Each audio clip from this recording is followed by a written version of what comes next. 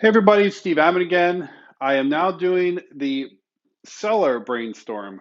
I figured why not? We did the buyer brainstorm. We walked through some of the challenges of thinking through the process of buying. Now I figured we'll do the same thing for the seller. So I laid it out the same concerns, goals, factors to consider. And then also here, if you decide to sell, what are the things you want to do right away? If you decide not to sell, what are the things you could start doing right away? And what are the things you might want to think about for future? So I'll run through all these. And if you decide to keep watching, we'll talk about them a little more in depth. So hopefully you'll think it's useful. Okay, everybody. So now I have my seller brainstorm. Okay, I added a little green for this guy needs a little bit of more vibrant brain, but I laid it out the same way. What are some of the concerns, goals, and factors to consider? Well, concerns. Okay, today this is a bigger concern than ever. We have the safety and the health concern. Okay, we have this virus out there. You're thinking about putting your house for sale in the middle of this crisis that we're in. Is that a good idea? That's something you might want to think through. Safety. Okay, there are ways to mitigate that. You have to talk to a professional. How about market timing? There's some different opinions about what to expect for the market in general. We have a lot of uncertainties.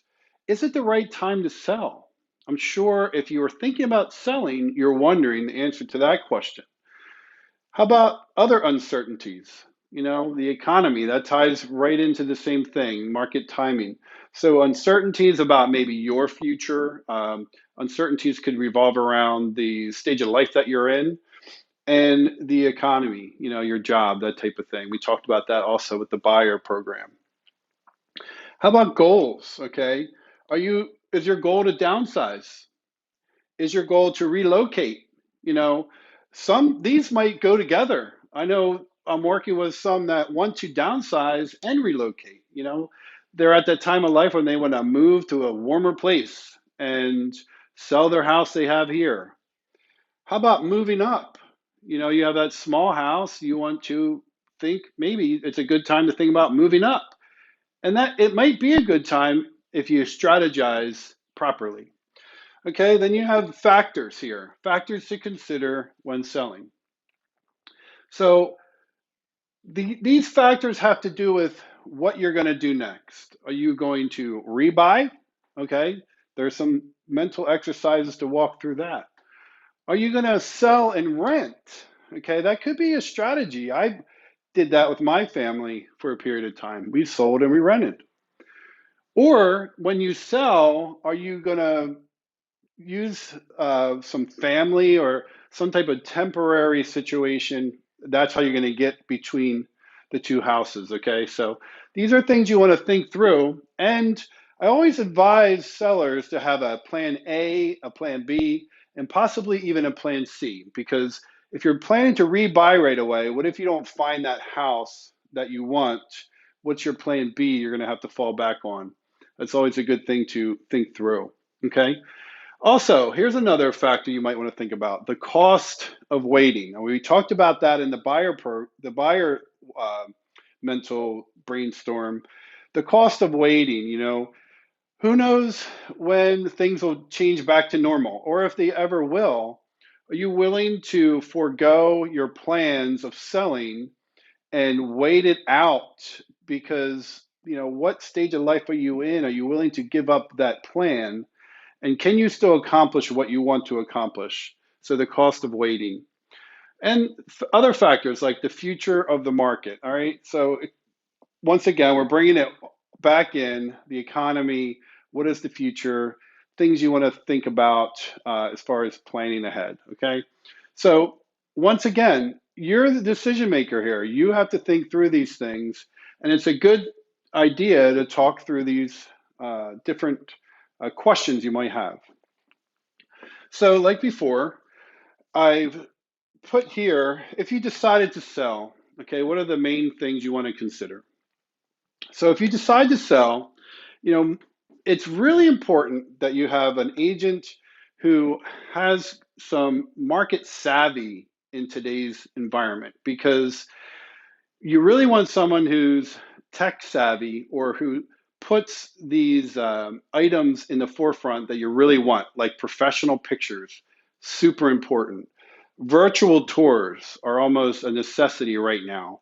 Um, the ability to use technology like Zoom and Facebook, because right now we have this environment where buyers are reluctant to go out and about.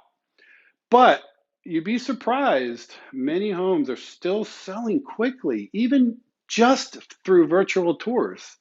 Agents aren't even supposed to be going and showing houses, but yet things are still selling and they're getting into bidding wars. It's kind of crazy. Inventory was low, and that was the problem. Now we're even in a worse situation with inventory. So that might surprise some. How about this one? If you decided to sell right now, if you want to use the downtime you have, start prepping that house now. What are those unfinished projects you might have? You know, those couple rooms that need paint. Let's get that done. You know, those couple rooms that you didn't ever finish the trim. Okay, let's get that done.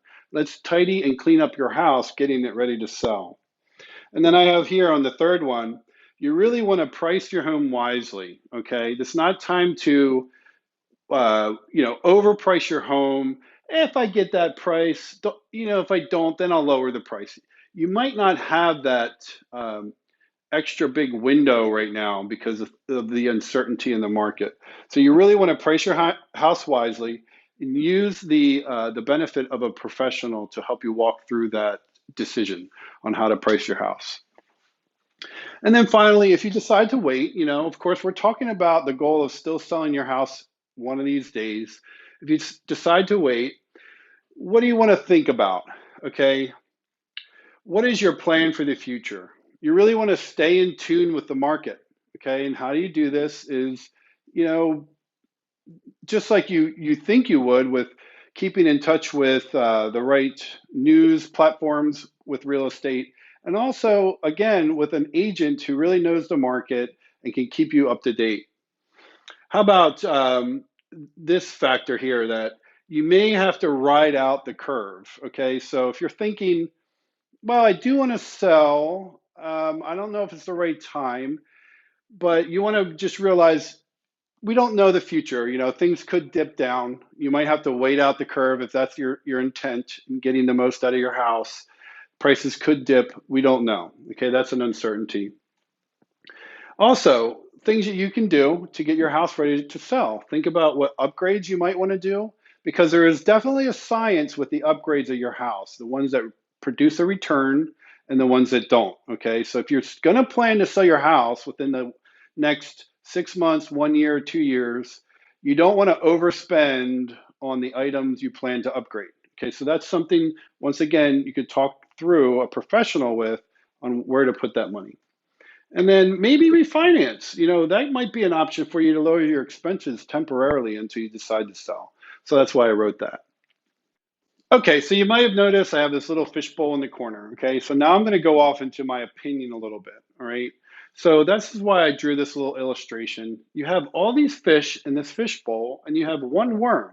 Okay, I am illustrating supply and demand. Okay, so before this COVID-19 thing even came, we already had really low inventory. And actually, what has happened is we have even worse inventory.